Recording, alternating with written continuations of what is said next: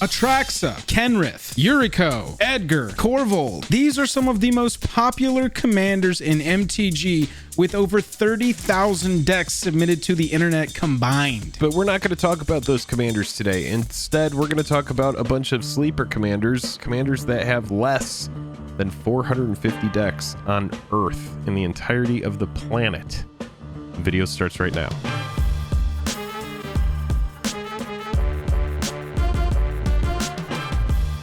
Highest level of gratitude to our patrons who power the channel through Patreon. Check out the Patreon link in the description to learn about monthly giveaways, VIP Discord access, and even our official playmat. Hello and welcome to The Day.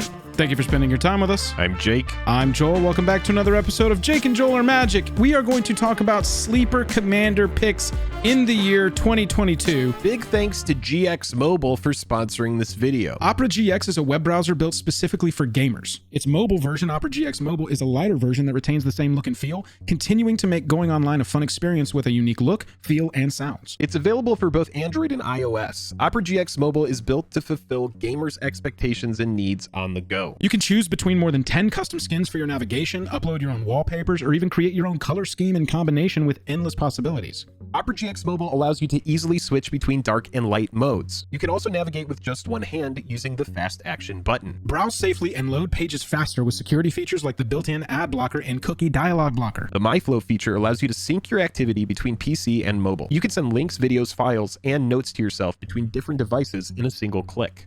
Everything is encrypted and safe with no login, password, or account needed. All you need to do is to scan a QR code to connect your phone and computer with MyFlow. Check the link in the description of this video to download Opera GX for your computer and mobile for free. Try it out. Tell them Jake and Joel sent you. We hope you have enjoyed this important ad from our sponsors, which is going to allow us to pay the lights. Next, we're going to talk about Magic the Gatherers. Jake and I have been playing a lot of Commander this year in our Commander League. By the way, if you want to win prizes and play Commander from the comfort of your home over Spell Table, go join our Patreon at any level, and that makes you eligible for our Commander League. It's got prize support, and Jake, I must say, it's a pretty good time. It is way better than having to go into work on a shift that you weren't expecting. So Jake and I have gone through and we have picked 5 commanders each that have fewer than 450 submitted decks on EDH Rec. These are commanders that are way down on the list. Let's call these the load more commanders. That's right. Load more commanders. I like that. Let's jump into these.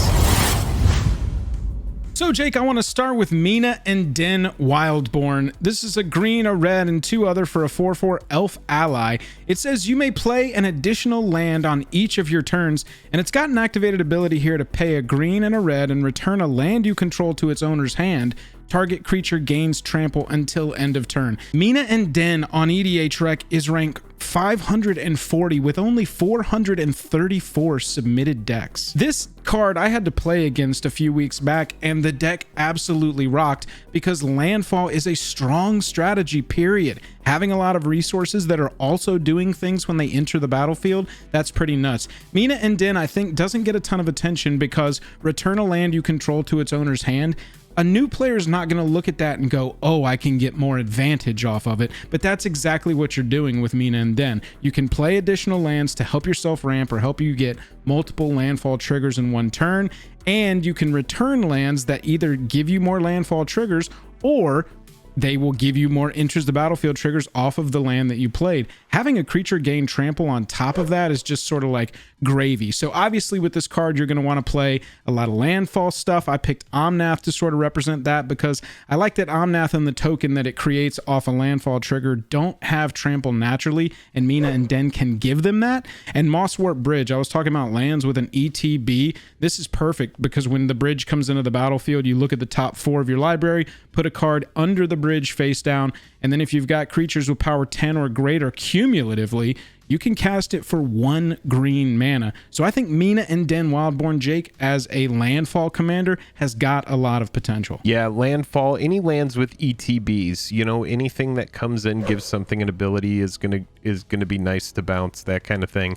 But yeah, very strong archetype, honestly, landfall. A lot of people like to be able to just play, you know, Kodama's Reaches, Cultivates, those kind of cards, and then get residual value. When you have a huge engine out there and you're able to just play ramp, thin out your deck, and then also get value off of something like Omnath, people are going to want to jump in on that. Next up, we have rank 678, and this is Cedisi Undead Vizier. It appears in 281 decks. This commander is pretty fun, right? Because we're able to go in and we're able to search up perfect cards that we have in the deck. The tutor is built into the commander. So Death Touch exploit. Whenever Cedisi Undead Vizier exploits a creature, you may search your library for a card, put it into your hand, then shuffle your library. And exploit is simply when it enters the battlefield, you may sacrifice a creature. So you're going to need some sort of tokens to make this work. So Bitter Blossom is a really good example of that. There's other token generators, but this is one of the best. At the beginning of your upkeep, you lose 1 life and create a 1/1 Black Fairy rogue creature token with flying. So the best idea here is to sack a token, go get the card that you need. Perfect card in a deck like this, I would go, mana doublers and make sure that we have a big spell to pay off when we do tutor it up. So something like Exsanguinate is always good. There's other spells that are like this, but this is just a good finisher. Each opponent loses X life. You gain life equal to the life lost this way. So if you do have ways to double black mana, obviously you're in mono black with Cedisi, then this is always a good finisher. Now, if you do have a good finisher, a big sorcery spell, you're going to need a way to make sure that it does go off. So you do have Beseju, who shelters all. It's just going to make sure that if you pay 2 life, you can add 1 to your mana pool. If this mana is spent on an instant or sorcery spell, that spell can't be countered by spells or abilities. So pretty big. If you have an Exsanguinate that's about to close out the game, you want to make sure that that spell gets through. So those are just like a few of the cards that I would run. There's going to be a lot of different ways that you could build this deck, but having Tutor built in your commanders, a pretty big deal. Yeah, it's fantastic. And if you can find a way to blink Cedisi, it is when it enters the battlefield, sack a creature. So you got your token generator, you're blinking Cedisi. I mean, in mono black, there's a lot of 2-card combos that you can search up. And so having a tutor, like you said, out of the command zone, that power level is insane. It's really balanced by the fact that it's 5 mana and you do have to put together a little bit of a sacrifice thing so that you have something to sack as soon as it ETBs. But yeah, I mean, you know me, Beseju who shelters all and Exsanguinate, that's like a finisher for my mono black deck already. So you know that 2-card combo speaks to me quite a little bit. Savor, Queen of the Golgari is my next one. Rank 546 on EDH rec with only 418 decks. This is a little bit of an aristocrats build here. I've been playing a few aristocrat decks this year, and green-black is one of my favorite places for it to land, and I'll tell you why. Green-black, 2 other for a 2/2 elf shaman. It says whenever you sack a black creature, you can pay 2 life, and if you do, each other player sacks a creature. That's just a huge force. And then whenever you sacrifice a green creature, you may gain 2 life, so it sort of works on balancing itself out. I'll tell you, with all these precons, Jake, that we've been playing against, I have run into pests a few times. And I know that sounds funny, but they are anything but, dude. Pests have been a thorn in my side this year because when they die, the user gains a life, and normally people are creating them in the 10s. They're creating like 10 or 20 of them at once. And you're like, well, okay, right now it's 10 or 20 power on the board, but at any point they all die and they gain 10 or 20 life. They've probably got some triggers for that anyway. Jake, I ran into this card yesterday, Pest Infestation. Destroy up to X target artifacts or enchantments. Love that. And then you're creating twice X 1/1 green and black pests. And they count for both of Savra's sides. Savra, I think, is a pest commander that didn't have pests when Savra was printed, and so now it's gotten a lot stronger. Blight Mound is a card I've seen people slam down with a ton of pests on the board. Suddenly all of their pests are 2/1s with menace. That doesn't sound like a lot, but when you've got 15 of those looking at you, suddenly that's a big problem, especially when you know if you kill them, they're just going to gain a ton of life. And then, Jake, you turned me on to this card. Think about having 10 pests on the board. I'm going to cast Plumb the Forbidden. I'm going to sacrifice, 5 of my 10 pests. I'm going to gain 5 cards, lose 5 life, whoops, gain 5 life because I sacrificed pests. This card is insane, and Jake, I think because of pests in particular, Savra has got way more legs nowadays. Yeah, and Plumb the Forbidden, I mean, you can do that in response to a Wrath of God. Right. I think Plumb the Forbidden would have been good even at sorcery speed, honestly. But the fact that it's instant speed makes it just amazing. Yeah, I like this commander as well. I think it's cool. Pest Infestation is a card that's totally underrated as well. That so card's underrated. Just just fantastic. And yeah, you're right. When you think about, oh yeah, just a bunch of tokens, well, when they are 2/1s with Menace, that is a big deal. Yeah, I like this commander as well. I like black green. I like black green because there's a lot of graveyard shenanigans that you can do there, and there's a lot of ways to draw cards and then mitigate the life loss, especially with something like Plumb the Forbidden. You can lose 10 life, draw 10 cards, and then as long as you have a way to gain that life back, this card is just going to give you too much gas. Gas. For real. And if you have pests, there's your life gain right there. Yeah. Next up, we have Olivia, Mobilize for War. This is a card that I thought was going to do so many more things than it has done since it came out. Olivia, Mobilize for War, rank 823, so only 172 decks on EDH Rec. Pretty sweet card, though. A 3/3 flyer for 3.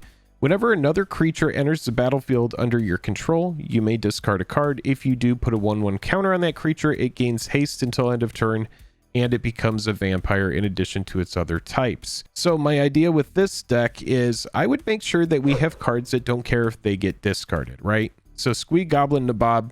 At the beginning of your upkeep, you may return Squee from your graveyard to your hand.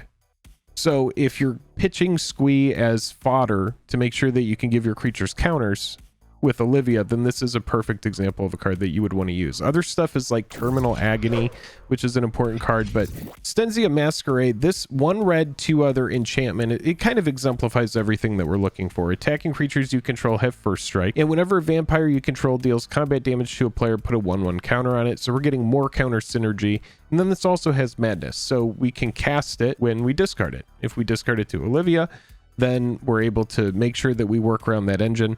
You know, the thing is like, I was just talking about Terminal Agony, and that's a new card. And cards like that give old cards like this, or I should say older cards. Olivia is hardly a vintage card, but Olivia came out and it had so much like hype. I remember when this set was coming out. I remember being like, whoa, Shadows over Innistrad is coming out. This is crazy. And everybody was looking at the new Olivia.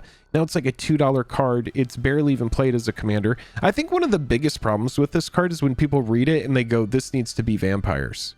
And it doesn't. Exactly. It absolutely doesn't need to be vampires. Or it can newer be kind players of like, read discard a card and they say, oh, that's only ever bad, not knowing yet about Madness or about any of the graveyard synergies that you can achieve. Right. And sometimes you want stuff in the graveyard. It like needs to be there. So you can build around it. Olivia, totally underrated. 3/3 flyer for 3. It's a low mana value. I think the card is fun. I think it has potential. And it's one of these cards that, again, the more Madness-centric stuff, the more discard matters type stuff over the years, the better this card will be. I know that there's a lot of good red-black commanders, and that's why she's so far down on the list. Yep, and if you want to give her haste, there are plenty of ways to do that. Some pairs of shoes come to mind. Yes. Jake, next up for me is Grenzo Havoc Razor. This is another one that I played against a version of it a couple of weeks ago. It's ranked 650 on EDH Rec. It's got 306 submitted decks. This Goblin Rogue is a 2/2 for 2 mana, 2 red. It's a mono red commander. Whenever a creature you control deals combat damage to a player, choose 1. You can either go to creature that player controls, which forces that creature to attack and says it cannot attack you until your next turn. And then, or you can exile the top card of that player's library until end of turn. You can cast that card and you can spend mana as though it were mana of any color to cast it. So a little impulse draw too to give you card advantage as you go across a game. So you gotta have creatures dealing combat damage, and with goblins, the easy way to do that is to go super wide. Use cards like Legion Warboss that are just going to be pumping out a token every single turn for no more mana invested into the card. You can even run cards like War Cadence, Jake, and there are other versions of this that just say like creatures can't block, attacking creatures can't be blocked, attacking creatures have menace, whatever's going to give you some avoidance. I just chose to use War Cadence because this got used against me a couple of weeks ago, and that says 1 red and X. This turn, creatures can't block unless their controller pays X for each blocking creature he or she controls. Turns out, if you've only got 1 or 2 mana open, War Cadence on your opponent's side can be activated for 1 or 2 mana, and none of your stuff is able to block. Suddenly, everything on their line is getting through and dealing damage, and it's either goading your stuff into making you tap an attack or giving you impulse draw. So it's an interesting take, Jake, on a mono red deck that needs some card advantage to stay in a game a long time, which that impulse draw is really going to help you do over the course of a long game. What I like about Grenzo is it's disrupting combos for your opponents, right?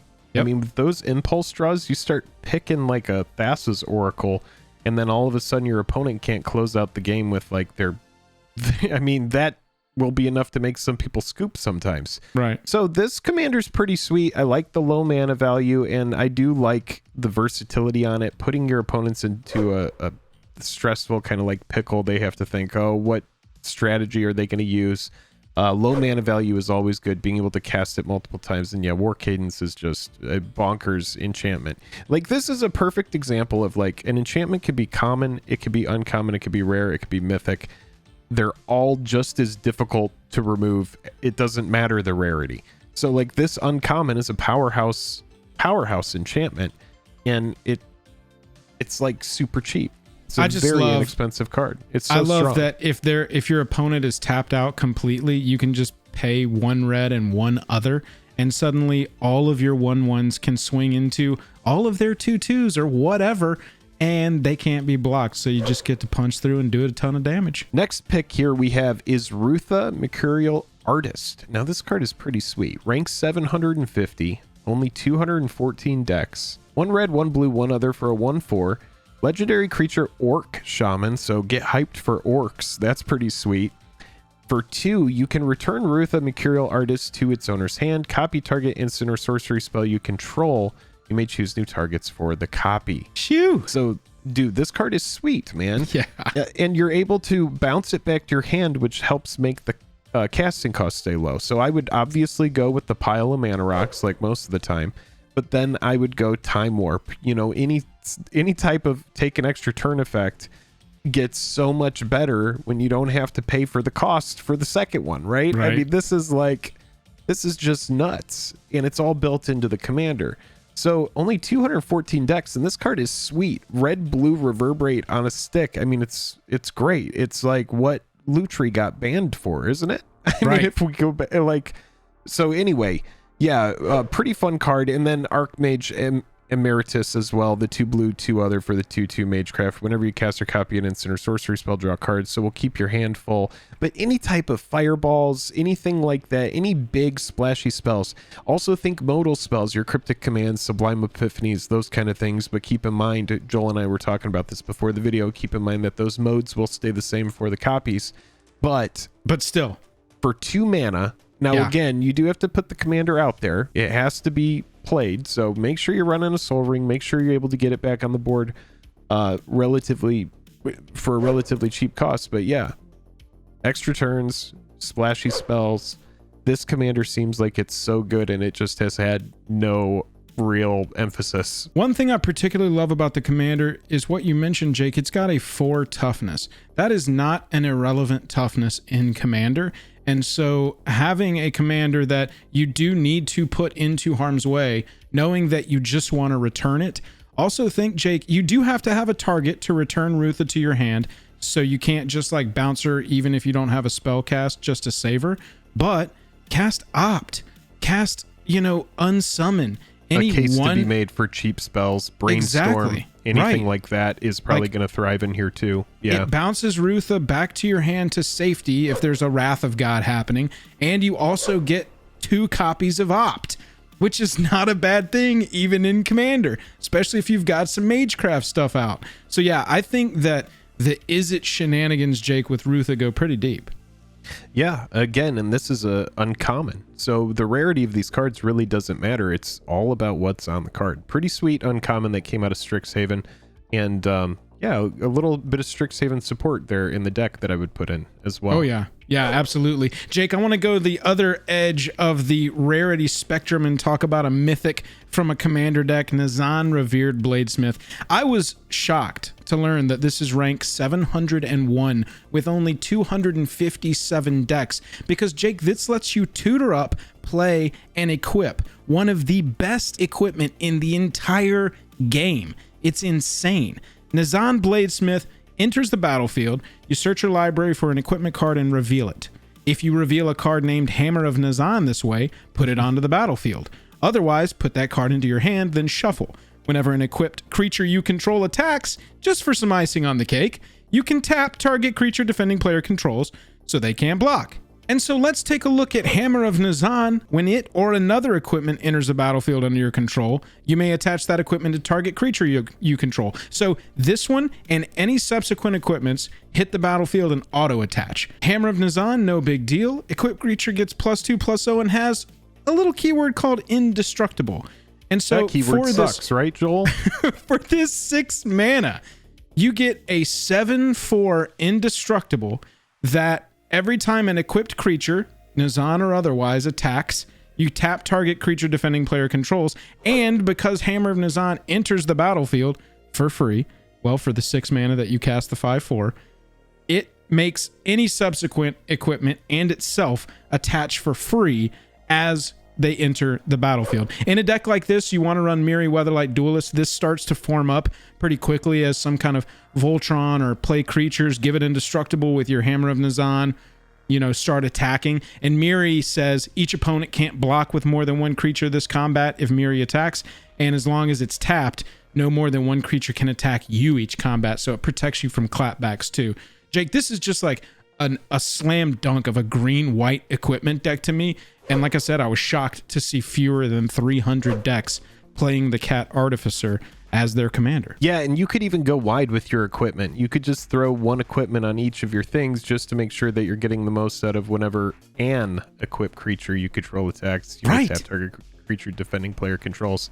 Those are some of the effects, especially in like limited format. Any type of moment where I'm having my biggest thing tapped down simply on an attack trigger really drives me crazy. And I know if something drives me crazy, it's good. What doesn't make sense to me about Hammer of Nazan is like it makes something indestructible, but it itself is not indestructible. Right. That is the balance of what is otherwise an incredibly good equipment and the fact that it is a 4-cast and a 4-equip.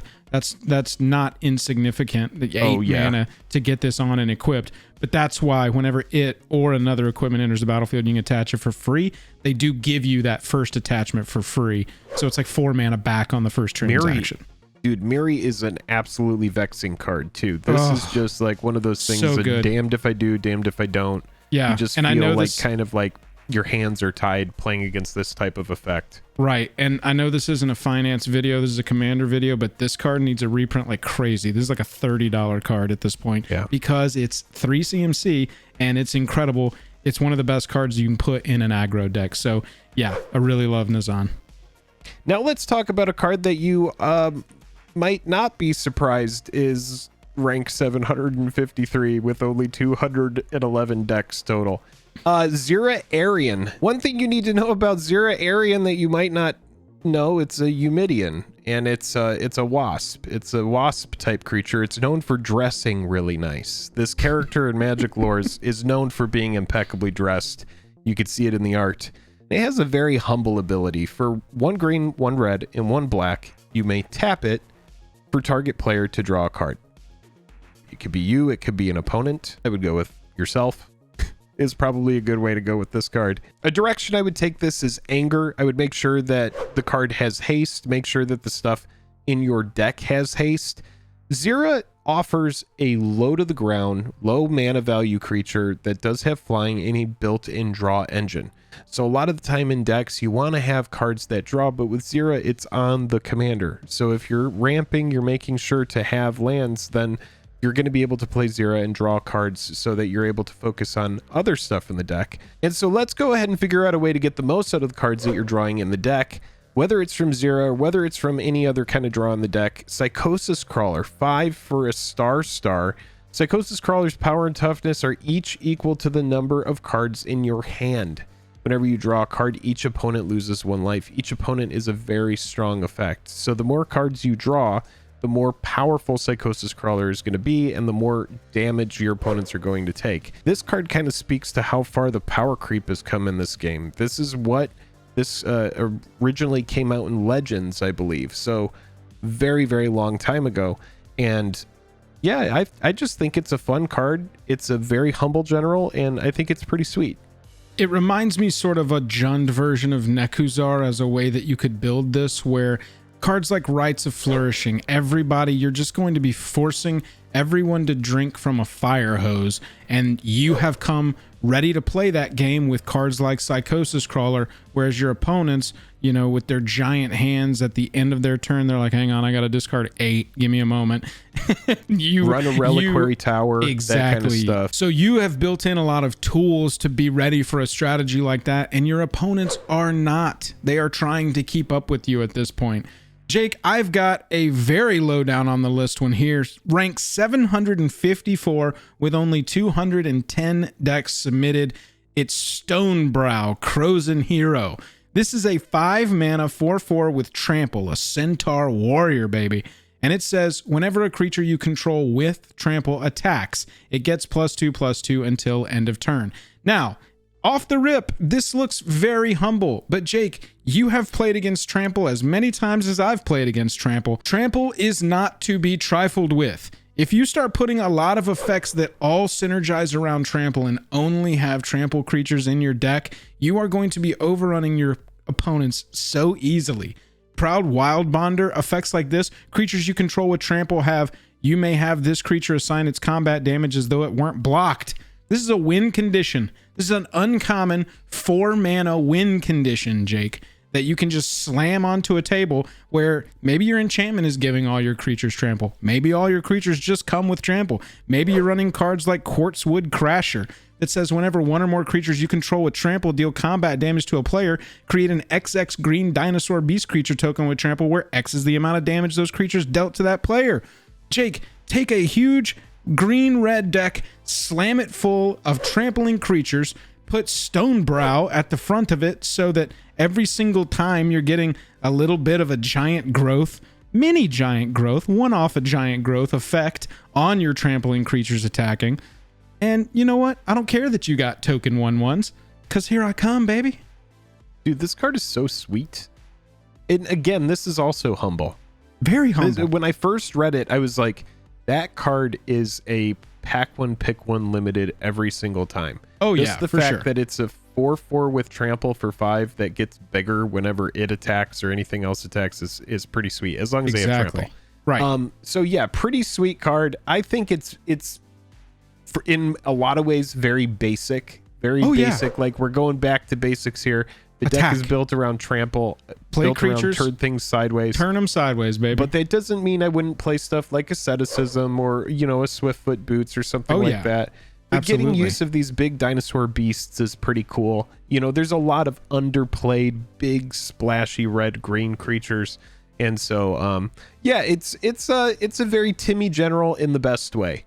Yeah, well, I mean, if you haven't met me and Jake before, if this is your first video of Jake and Joel or Magic, hi, think about hitting subscribe before you leave. I love to play creature decks. I like to play resource management decks. That is what this is. Ramp those resources up, get your big slamming creatures onto the battlefield, save your heroic intervention for when Jake inevitably tries to wipe the board, and go to town, you know?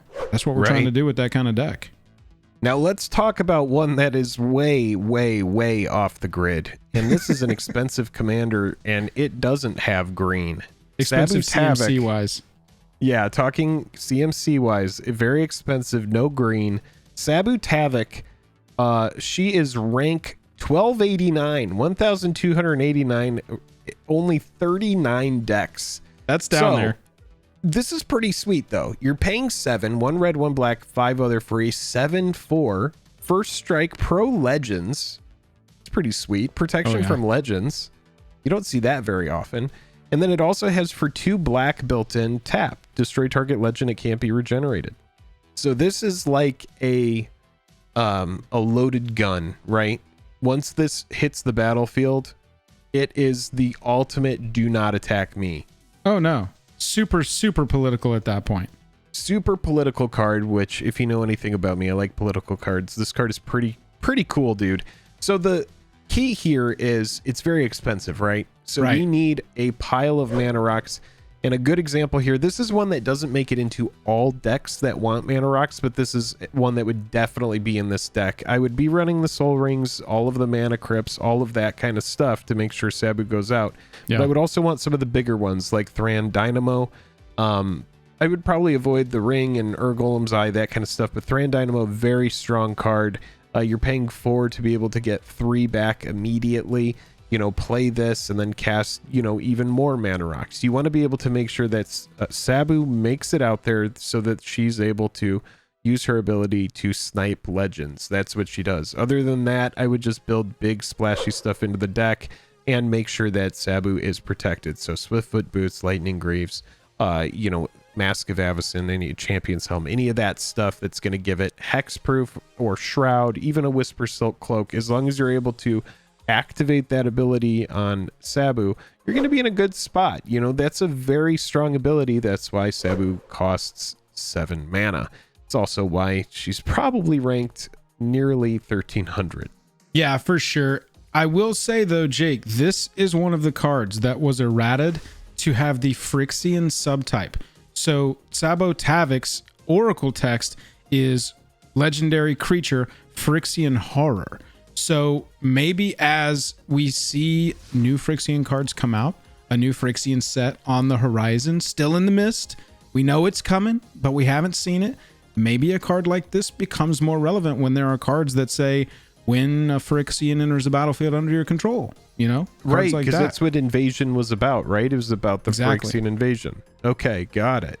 Yeah. So yeah, this is a Phyrexian horror, and Sabu would have been on the bad guys, or, you know, from their perspective, the good guys. Bad and good. It's all based on perspective, right? Sometimes. If there's any takeaway that we want you to have from this video, it's that there are strategies that are viable, fun, and strong that are not the top 100 commanders that everyone plays. If you ever are like, oh, this commander that is red and green and gives your trample creatures +2/+2, don't let somebody go, oh, you should just play this Gruul commander instead, it's better. If that commander looks interesting to you, you can build it. And there are enough cards in MTG that you can make the strategy synergize and have a really fun deck. Absolutely. Did you enjoy this list? Let us know in the comments. You should let us know what we missed, what you think is an absolute inclusion, and why. If you're like, why did you put that card on the list? Let us know that as well. That's going to help us fine-tune these videos and make them better for your viewing pleasure in the future webs. Hit the like, hit the subscribe, the YouTube stuff. Other than that, I'm tapped out. And while we leave, I'll flare my nostrils for you. Do that flare, boy, do that flare. Do that flare, boy, do that flare. Do that flare, boy, do that.